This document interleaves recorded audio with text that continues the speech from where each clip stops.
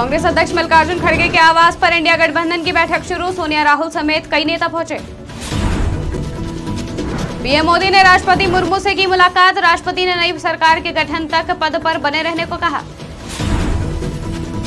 राष्ट्रपति ने भंग की 17वीं लोकसभा। एनडीए आज पेश करता है सरकार बनाने का दावा। नरेंद्र मोदी को चुना गया एनडीए का नेता। बैठक में 16 पार्टियों के 21 लीडर हुए शामिल। नमस्कार, स्वागत है आपका आज की खबर में। मैं हूं आपके साथ महिमा शर्मा। बढ़ते हैं इस वक्त की बड़ी खबरों की ओर। लोकसभा चुनाव के नतीजे आने के बाद परंपरा के मुताबिक प्रधानमंत्री नरेंद्र मोदी ने राष्ट्रपति द्रौपदी मुर्मू से मुलाकात कर मंत्रिपरिषद के साथ अपना इस्तीफा सौंप दिया है। राष्ट्रपति मुर्मू ने पीएम मोदी का इस्तीफा स्वीकार कर लिया है और नई सरकार के कार्यभार संभालने तक उनसे पद पर बने रहने को अनुरोध किया है। राष्ट्रपति भवन की तरफ से बयान जारी कर बताया गया है कि प्रधानमंत्री नरेंद्र मोदी ने आज राष्ट्रपति से मुलाकात की और मंत्रिपरिषद के साथ अपना इस्तीफा सौंप दिया। राष्ट्रपति ने इस्तीफा स्वीकार कर लिया है और नरेंद्र मोदी को और मंत्रिपद से नई सरकार के कार्यभार संभालने तक पद पर बने रहने का अनुरोध किया है। मंत्रिमंडल ने आज की बैठक में राष्ट्रपति को 17वीं लोकसभा को तत्काल प्रभाव से भंग करने की सलाह दी है। राष्ट्रपति ने मंत्रिमंडल की सलाह स्वीकार कर ली है और 17वीं लोकसभा को भंग करने के आदेश पर हस्ताक्षर किए। प्रधानमंत्री मोदी राष्ट्रपति भवन पहुंचे और उन्होंने राष्ट्रपति द्रौपदी मुर्मू को लोकसभा भंग करने की सिफारिश करते हुए अपना और अन्य मंत्रियों का इस्तीफा सौंपा।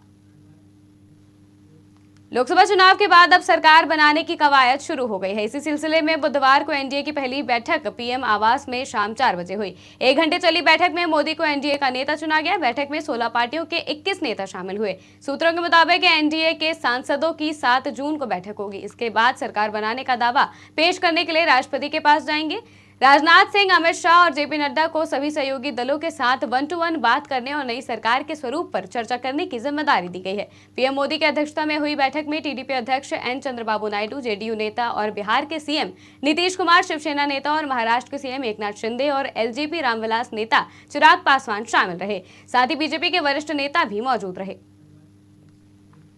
भारतीय जनता पार्टी नीति राष्ट्रीय जनतांत्रिक गठबंधन ने बुधवार को सर्वसम्मति से नरेंद्र मोदी को अपना नेता चुन लिया है। इसके साथ ही लगातार तीसरी बार प्रधानमंत्री के रूप में देश की बागडोर संभालने की दिशा में मोदी ने एक और कदम आगे बढ़ा दिया है। लोकसभा चुनाव में सत्तारूढ़ गठबंधन को बहुमत मिलने के एक दिन बाद दिल्ली में 7 लोक कल्याण मार्ग स्थित प्रधानमंत्री आवास में राज्य के वरिष्ठ नेताओं की बैठक हुई। बैठक में शामिल सभी घटक दलों ने प्रधानमंत्री मोदी के नेतृत्व पर विश्वास जताया और दावा किया कि उनके नेतृत्व में राज्य सरकार भारत के गरीब, महिला, युवा, किसान, शोषित, वंचित व पीड़ित नागरिकों की सेवा करने के लिए प्रतिबद्ध है।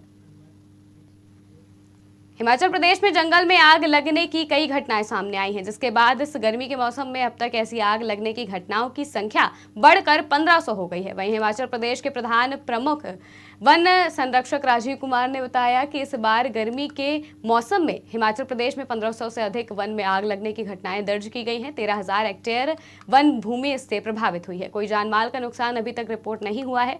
जनता से अपील है कि वन संपदा को बचाने में वन विभाग का भरपूर सहयोग दें। आज भी 4-5 जगह आग लगने की घटना सामने आई है। हिमाचल में इस वक्त अत्यधिक गर्मी पड़ने और नमी की बहुत कमी की वजह से लगभग आज तक इस सीज़न में देखें, गर्मी के सीज़न में तो 1500 से कुछ अधिक फॉरेस्ट फायर्स के इंसिडेंट हुए हैं और लगभग हमारा करीब 13,000 हेक्टेयर भूमि जो है जंगल वन की भूमि इससे प्रभावित हुई है, जिसमें से लगभग 3300 हेक्टेयर हमारी जो नई प्लांटेशन जो पिछले कुछ वर्षों में लगाई थी वो हुई है। देश की बड़ी खबरों में फिलहाल इतना ही। देश और दुनिया की तमाम खबरों के लिए देखते रहिए आज की खबर।